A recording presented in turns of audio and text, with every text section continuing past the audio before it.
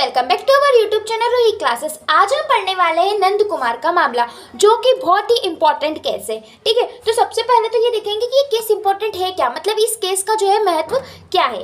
Okay, तो सबसे पहले हम देखेंगे इसकी भूमिका में क्या है। तो भारतीय विधि के इतिहास में नंद कुमार के मामले को ऐतिहासिक महत्वता प्राप्त है। मतलब कि हमारी जो भारतीय विधि है उसके इतिहास में जो ये नंद कुमार का मामला है, इसको ऐतिहासिक महत्व जो है वो प्राप्त है। ठीक है, यह मामला जो है कलकत्ता के सुप्रीम कोर्ट और वहाँ की सरकार के प्रिवी काउंसिल के बीच जो चल रहे संघर्ष को पर जो है प्रकाश डालता है। मतलब कि सुप्रीम कोर्ट और प्रिवी काउंसिल के संघर्ष को जो है बताता है। इसके अतिरिक्त इसके मामले की हम बात करें कि ये क्यों इम्पोर्टेंट है ये केस। ठीक है, तो इसका महत्व ये भी है कि इसके परिणाम स्वरूप तत्कालीन प्रचलित विधि तथा प्रक्रिया के अनेक दोष सामने आए तथा उन्हें दूर करने का प्रयत्न किया गया। मतलब कि उस टाइम जो विधि चल रही थी उसमें जो भी दोष थे वो क्या है, सामने आए। ठीक है, और साथ ही उन्हें क्या किया गया, दूर करने का, ठीक है, मतलब हटाने का जो है प्रयत्न किया गया। तो ये है हमारी भूमिका। अब हम पढ़ते हैं आगे का हमारा नेक्स्ट टॉपिक है वो है इसके आवश्यक तत्व। ठीक है, इस मामले के जो वो है तथ्य वो क्या है।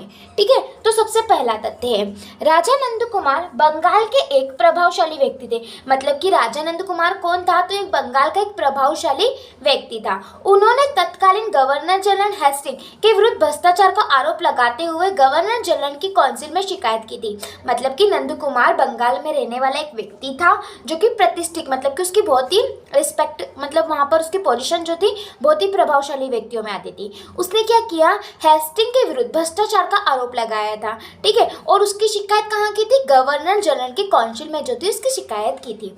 ओके, इतनी बात।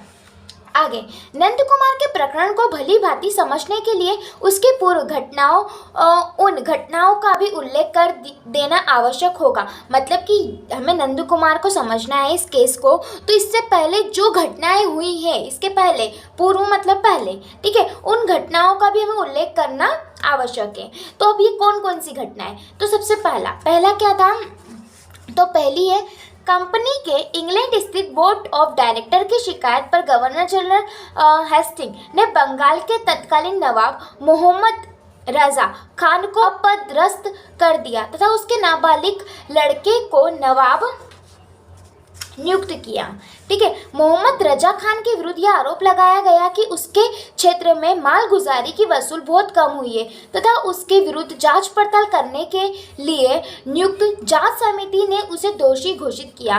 नाबालिग नवाब की देखभाल के लिए वॉरेन हेस्टिंग ने नंद कुमार के पुत्र गुरुदास को संरक्षण के रूप में नियुक्त किया गया। ठीक है, मतलब पहली घटना क्या हुई, पहली घटना ये हुई कि जो ईस्ट इंडिया कंपनी जो थी उसके बोर्ड के जो डायरेक्टर थे उनकी शिकायत थी। उनकी शिकायत पर जो वॉरेन हेस्टिंग है उन्होंने क्या किया, जो बंगाल के जो तत्कालीन नवाब थे, ठीक है, कौन, मोहम्मद रजा खान, इनको जो है इनके पद से हटा दिया। ठीक है, और क्या लगाया कि उन्होंने जो है मालगुजारी की जो वसूली है वो ठीक से नहीं की। और जब उनके लिए क्या बेटी, जांच पड़ताल बेटी, और उनको क्या किया गया, दोषी सिद्ध किया गया। और जब वो रजा खान जो है दोषी सिद्ध हो गया तो उसकी जगह उसका जो नाबालिग बेटा, नाबालिग मतलब कि ऐसा बेटा जो 18 साल का नहीं हुआ था, उसको क्या किया गया, उसको नवाब बना दिया गया। अब वो तो नवाब बन नहीं सकता क्योंकि वो नाबालिग है, तो उसकी देखभाल के लिए जो नंद कुमार है उसका पुत्र है गुरुदास, उसको जो है संरक्षण नियुक्त किया।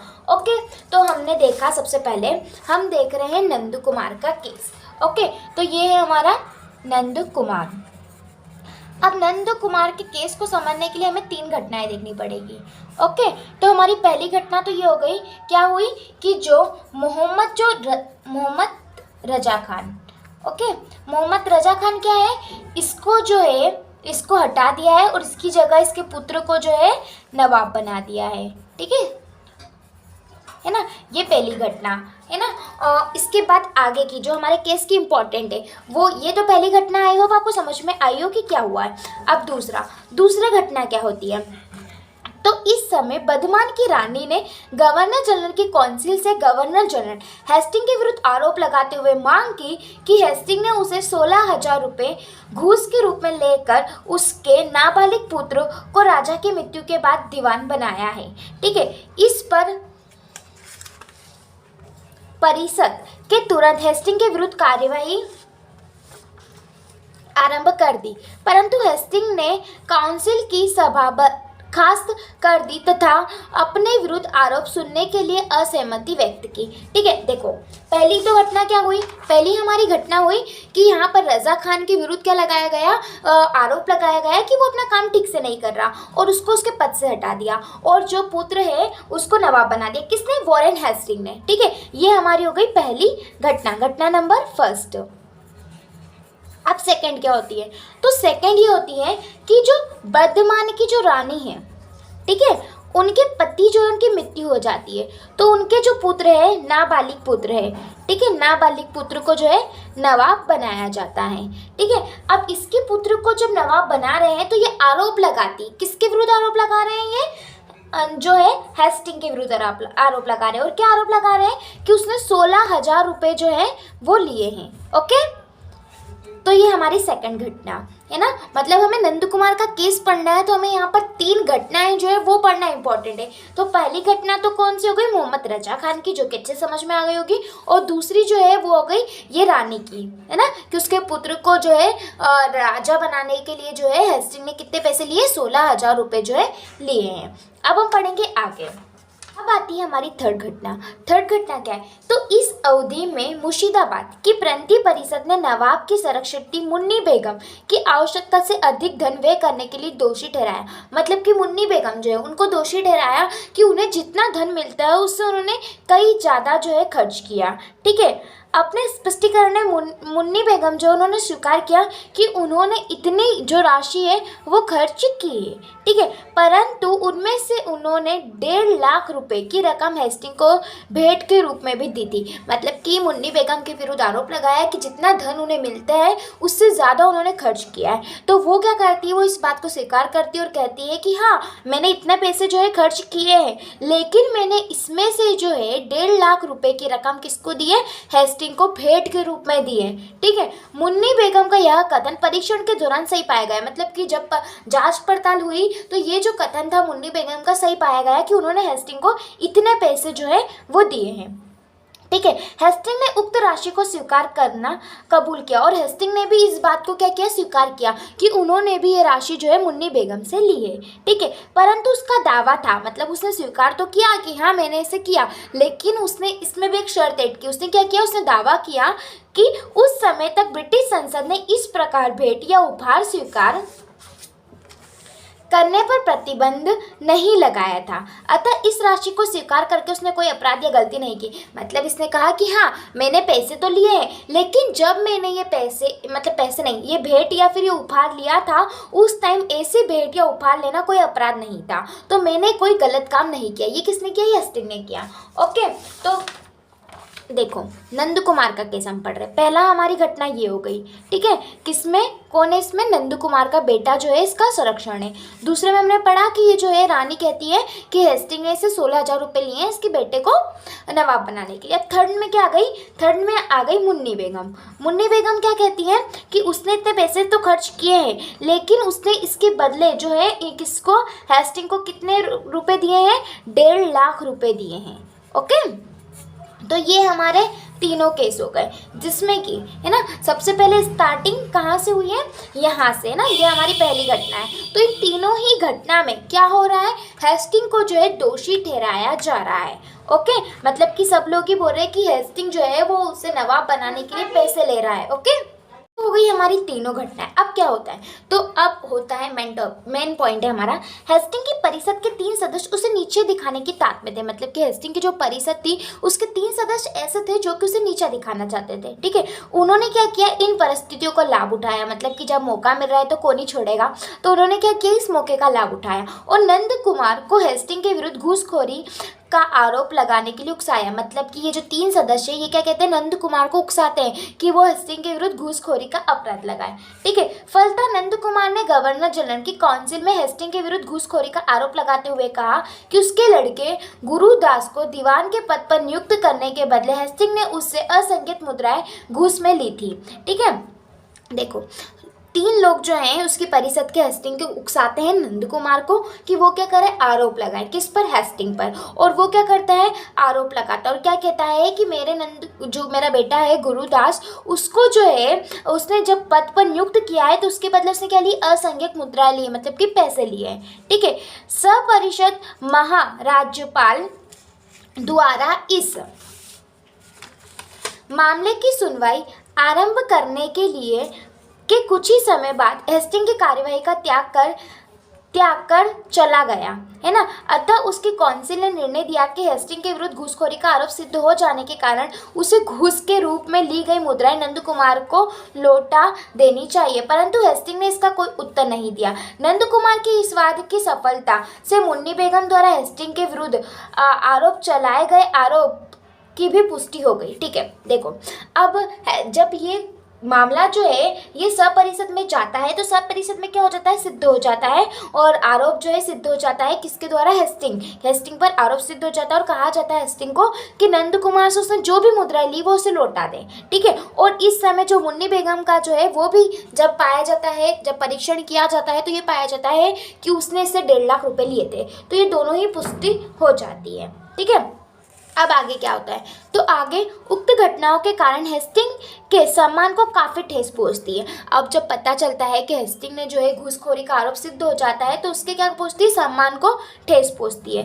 परिणतः वह स्वयं इस तात में रहने लगा कि नंद कुमार को किस प्रकार नीचा दिखाया जाए। हेस्टिंग यह भली भांति जानता था कि उसने वंश रखने वाले काउंसिल के 3 सदस्य के प्रोत्साहन पर ही नंद कुमार ने उसके विरुद्ध आरोप पत्र प्रस्तुत करके दुस्साहस किया है।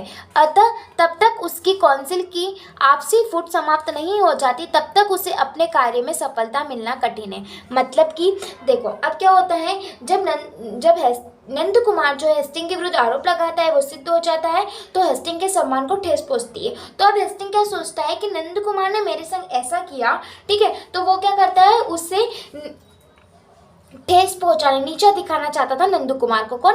Warren Hasting. ठीक है। और वॉरेन हेस्टिंग ये भी जानता था कि उसकी परिषद के 3 सदस्य जो है वो उसे नीचा दिखाना चाहते हैं। तो अब आगे क्या होता है, आगे हेस्टिंग ने कमालुद्दीन नामक एक व्यक्ति को नंद कुमार के विरुद्ध षड्यंत्र का आरोप लगाने के लिए उकसाया, परंतु उसकी परिषद में बहुबन ने यह आरोप विफल कर दिया, जिससे हेस्टिंग और भी नाराज हो गया। मतलब हेस्टिंग सोचता है कि वो नंद कुमार को फंसाए और वो उस पर झूठा आरोप लगाता है। ठीक है। तो लेकिन ये आरोप क्या होता है, विफल हो जाता है। मतलब ये जो भी आरोप लगाता है ये सक्सेस नहीं हो पाता, तो हेस्टिंग को और भी ज़्यादा गुस्सा हो जाता है। एक तो उसने नंद कुमार ने झूठा आरोप लगाया और उसको अपना पद भी छोड़ना पड़ा हेस्टिंग को और उसको सम्मान को भी ठेस पहुंची।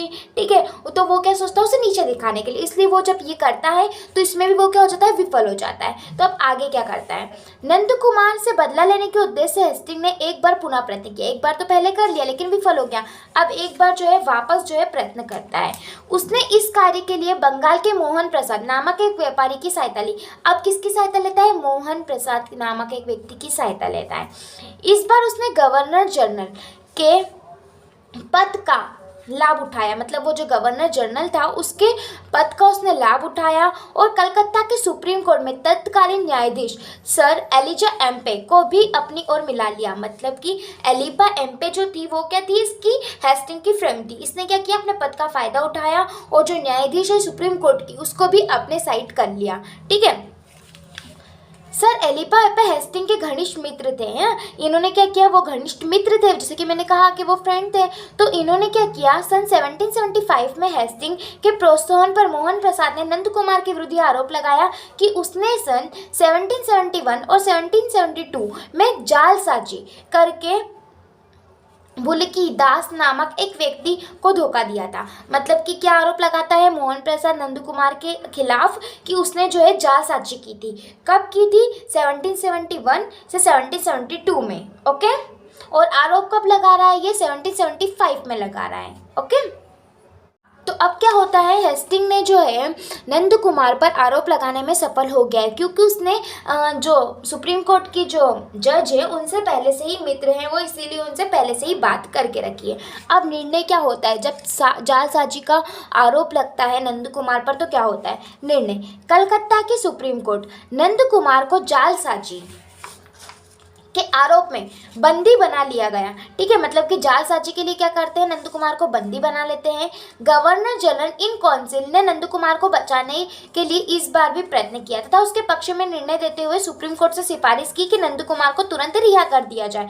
देखो अब क्या होता है, जब उसको बंदी बना लेता है नंद कुमार को, तो जो काउंसिल है वो क्या प्रयत्न करती है कि नंद कुमार जो है बच जाए, और वो सुप्रीम कोर्ट से सिफारिश भी करती है। परंतु हेस्टिंग और सुप्रीम कोर्ट के न्यायाधीश एमपी ने पहले ही साठगांठ हो जाने के कारण सुप्रीम कोर्ट ने नंद कुमार को मुक्त करने से इनकार कर दिया। मतलब कि हेस्टिंग और जो सुप्रीम कोर्ट है उनकी पहले ही बात हो गई थी कि नंद कुमार को नहीं छोड़ना है, तो उन्होंने क्या किया, उसे मुक्त करने से मतलब रिहा करने से इनकार कर दिया।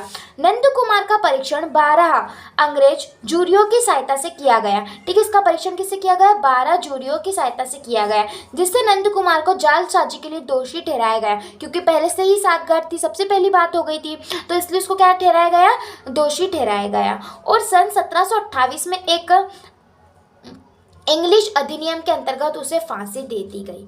ओके, मतलब कि नंद कुमार को एक छोटे से केस के लिए, ठीक है, क्या दे दी गई, फांसी दे दी गई। ओके, तो दोस्त ये था हमारा नंद कुमार का मामला। इस मामले को मैं एक बार शॉर्ट में फिर समझाना चाहती हूँ कि होता क्या है। ठीक है, तो नंद कुमार जो है एक बंगाल का एक व्यक्ति रहता है, जो कि एक प्रतिष्ठित प्रभावशाली व्यक्ति रहता है। ठीक है, ये क्या करता है, ये जो है हेस्टिंग के विरुद्ध आरोप लगाता है कि उसने जो है घूसखोरी की है, उसने उसके बेटे को नवाब बनाने के लिए उससे मुद्राएं ली है। ठीक है, आरोप लगाता है, तो हेस्टिंग क्या करता है, हेस्टिंग पर जो आरोप लगता है तो उसे अपना पद छोड़ना पड़ता है और उसे मुद्राएं भी देनी पड़ती है नंद कुमार को। तो हेस्टिंग इस तात में रहता है कि वो नंद कुमार से कब इस चीज़ का बदला ले। ठीक है, तो वो क्या करता है, नंद कुमार के खिलाफ झूठे आरोप लगाने की कोशिश करता है। जब वो पहली बार कोशिश करता है तो वह असफल रहता है, और जब वो दूसरी बार कोशिश करता है तो वह सफल रहता है, और नंद कुमार को एक छोटे से अपराध के लिए फांसी तक की सजा हो जाती है। तो ये था हमारा मामला नंद कुमार का। आई होप आपको हमारी ये वीडियो अच्छी लगी हो। अगर आपको हमारी वीडियो अच्छी लगती है तो प्लीज़ हमारे चैनल को सब्सक्राइब कीजिए, वीडियो को लाइक कीजिए, ज़्यादा से ज़्यादा शेयर कीजिए। Thanks for watching this video.